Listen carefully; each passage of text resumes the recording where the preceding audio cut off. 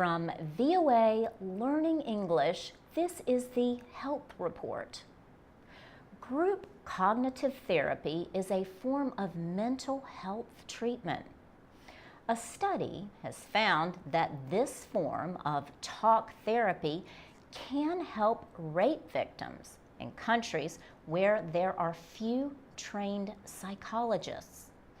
Researchers say the findings show that counselors in a community can be trained to provide group cognitive therapy.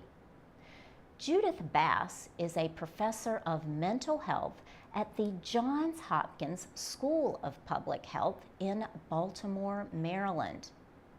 She says rape victims can face a series of short and long-term problems. These include depression, anxiety, and post-traumatic stress disorder. Sudden sounds or events can bring back memories of the attack. Professor Bass says sexual violence affects not just the victims, but also their communities.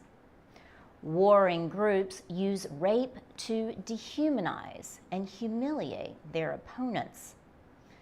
Judith Bass says women who are raped often suffer from social stigma in their communities.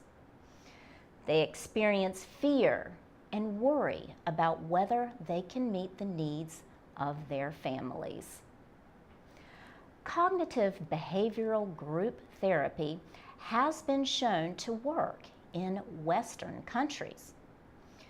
Judith Bass and other researchers investigated whether it could help women in the Democratic Republic of Congo.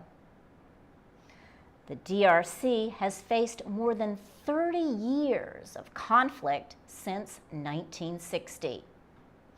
After 6 months, 42% of those in individual counseling who were depressed at the start of the therapy no longer showed signs of depression. By comparison, 70% of those in the cognitive therapy groups were no longer depressed. In these groups, the women discussed goals and learned skills for overcoming their depression and symptoms of post-traumatic stress disorder. For VOA Learning English, I'm Laurel Bowman.